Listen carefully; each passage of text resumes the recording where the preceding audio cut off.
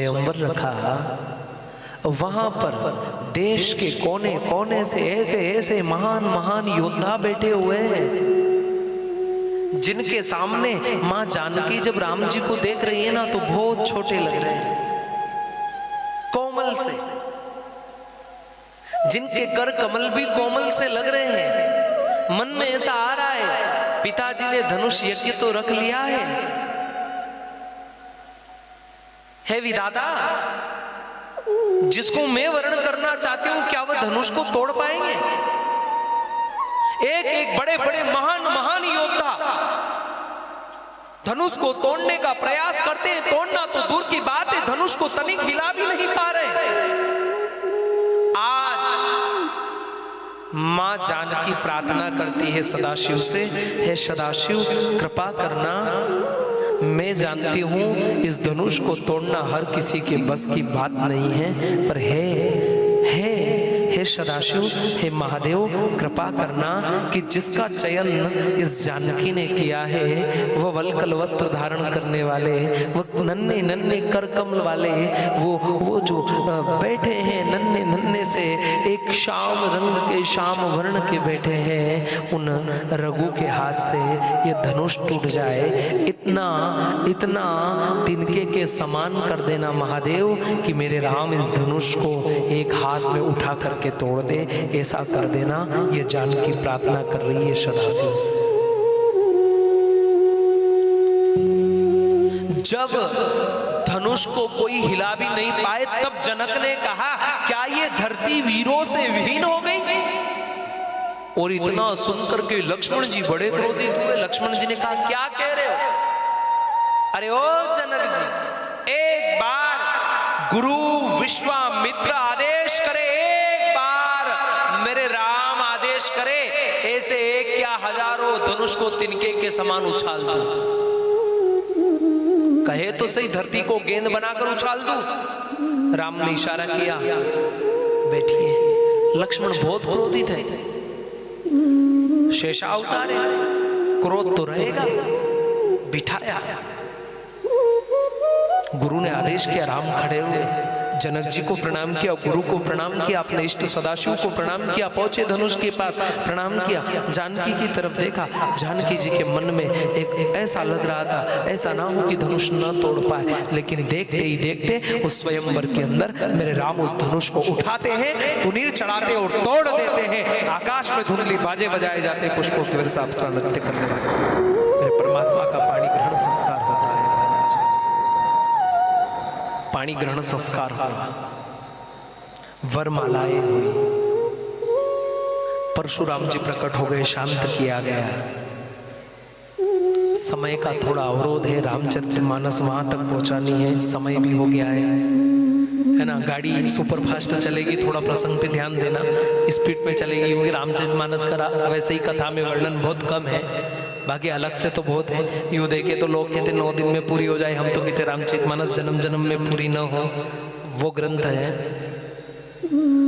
तो हम थोड़ा कथा को, है ना, गाड़ी नहीं चलती स्पीड में, 100 प्रेस ट्रेन ऐसे चलेगी, कृपा ध्यान दीजिए। कुछ प्रसंग अगर रह जाए तो हम आगे की कथा रहेगी उसमें कहीं ना कहीं सुनाएंगे। ऐसा नहीं कि राम महाराज जी तो राम कथा खा गए, खाए नहीं है ना, याद है, पर वो कहीं ना कहीं समय का विशेष ध्यान रखना पड़ता है, क्योंकि आप भी लंबे समय से बैठे हैं, 11:30-12 बजे से आप सब बैठे हुए हैं। कृपा बात, पाणी ग्रहण संस्कार हुआ, चारों भैया का विवाह वहीं होता है। मेरे राम जब कई महीनों तक बारात जनकपुर में रुकी है महाराज,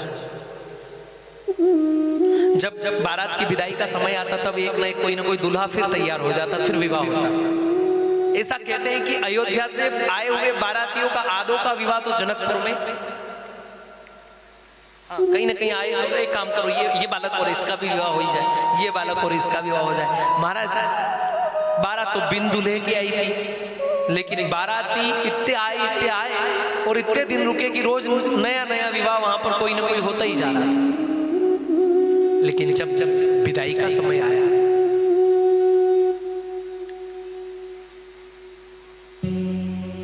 आज जनक जी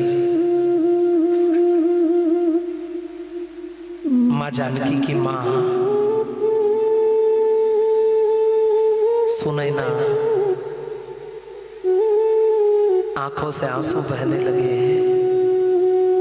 आज सुनैना कहती है, जानकी तुम्हें हमेशा हृदय से लगाकर रखा है। जानकी तू थी ना घर में तो ऐसा लगता था घर घर है। आज ऐसा लग रहा है कि जनक की बगिया तो रह गई है पर पुष्प जा रहा है जानकी। आज ऐसा लग रहा है कि जनक की सारी बगिया यहाँ रह रही है और इस बगिया से सुंदर सा कोमल सा एक पुष्प जा रहा है।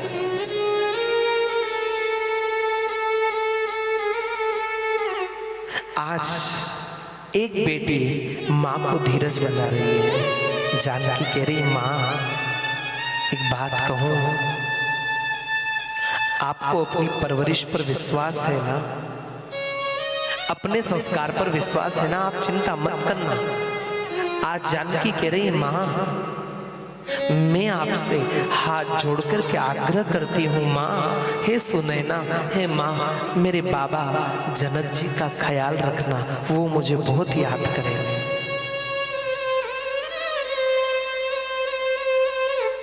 एक पिता का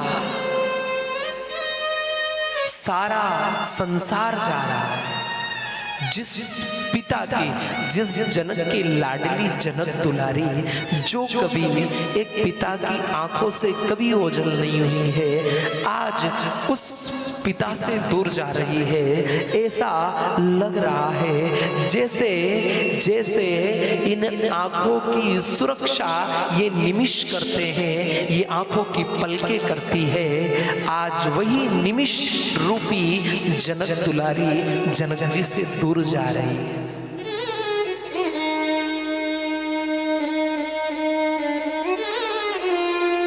आज डोली में बिठाकर जनक जी ने जानकी को विदा नहीं किया।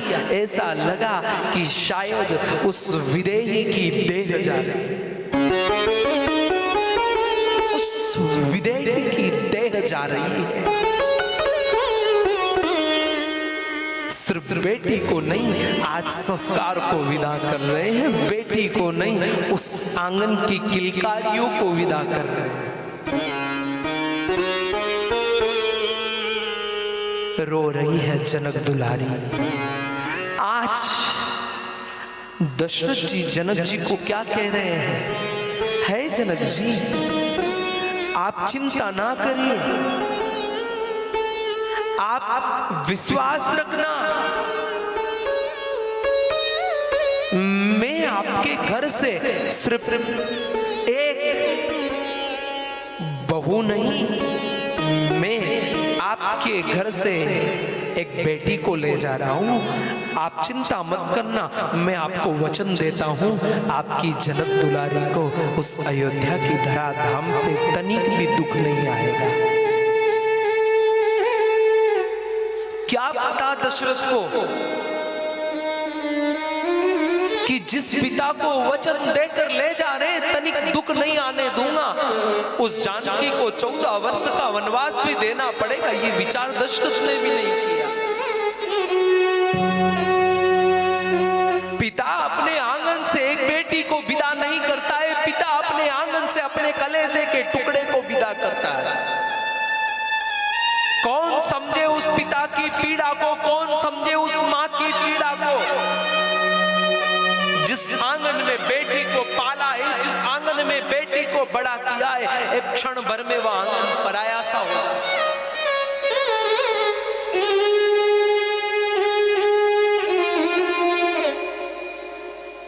आज जनक दुलारी डोली से उतरकर पिता के पास दौड़ती हुई पहुंची, जनक जी को हृदय से लगा लिया और आज एक बेटी पिता को धीरज बंधा रही है। बाबा चिंता मत करो, बाबा मैं फिर आ जाऊंगा, बाबा मैं रानी की तरह इस जनकपुर में रही हूं, आप चिंता मत करना, उस अयोध्या की धरा धाम पे भी आपकी बेटी रानी बनकर रहे।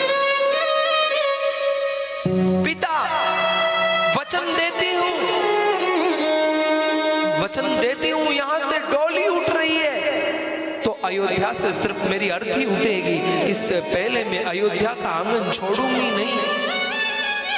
पिता आपको कभी कलंकित नहीं होने दूंगी, पिता आपका नाम कभी खराब नहीं होने दूंगी। पिता चिंता मत करना, इस जानकी के साथ सिर्फ जानकी नहीं, इस जनकपुर की लाज है, और मैं आपको वचन देती हूं कि इस जनकपुर की लाज कभी जाने नहीं दूंगी।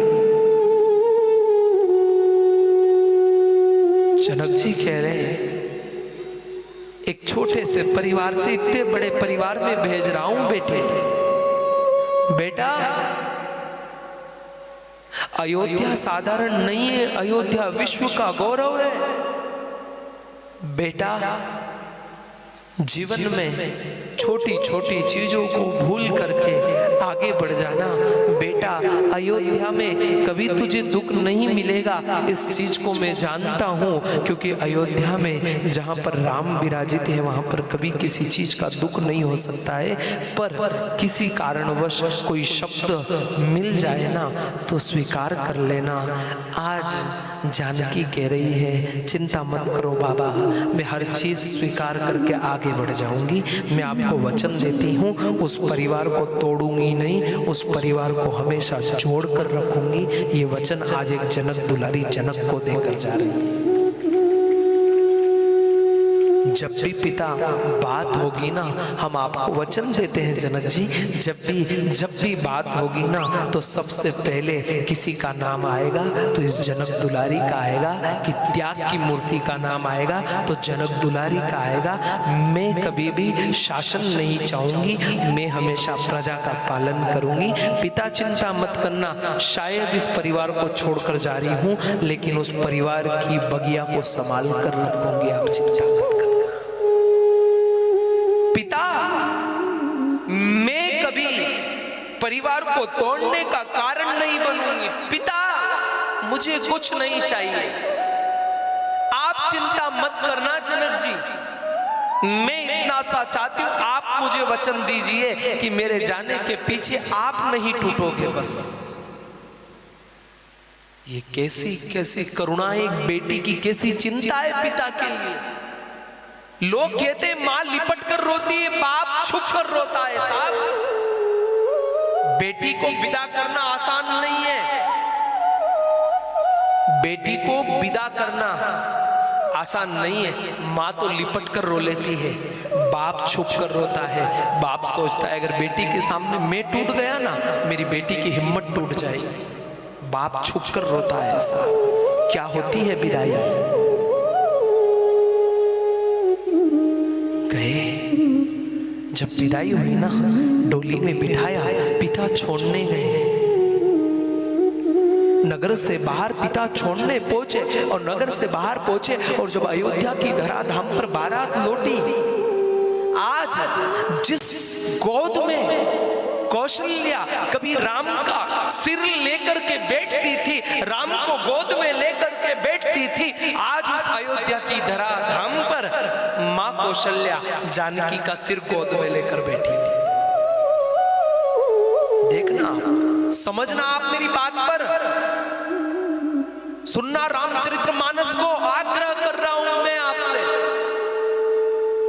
आज अयोध्या की धराधाम पर, जिस धराधाम पर कभी कौशल्या राम का सिर गोद में लेकर बैठती थी, जिस धराधाम पर कभी कैकेयी राम का सिर गोद में लेकर बैठती थी, जिस धराधाम पर सुमित्रा कभी राम का सिर अपनी गोद में रखकर बैठती थी, आज वह तीनों रानियां जानकी का सिर अपनी गोद में रख करके रात्रि में बातें कर रही है। महाराज कैकेयी की गोद में राम सोए हैं, कौशल्या की गोद में जानकी सोई है। कैसा प्रेम है। आज परिवार को, श्रृंखला को जोड़ने का एक प्रसंग सुनिए आप ये, कि आज एक सासू अपनी बहू का सिर गोद में लेकर बैठी है और दशरथ जी कौशल्या से क्या कह रहे हैं, तीनों देवियों से कह रहे हैं, हे देवी हमें आप पर पूरा विश्वास है, लेकिन हम एक बात बताएं क्या, हम आपके बिना पूछे जनक जी को वचन देकर आए हैं। आप तीनों देवियां तो घर थी, लेकिन हम जनक को वचन दे के आए हैं कि जानकी की आंख में आंसू नहीं आएगा। तब कौशल्या और केकई कहती है, चिंता ना करिए दशरथ जी, हम आपसे वचन देते हैं कभी भी जनक दुलारी की आंख में आंसू नहीं आएगा। कैसा परिवार है,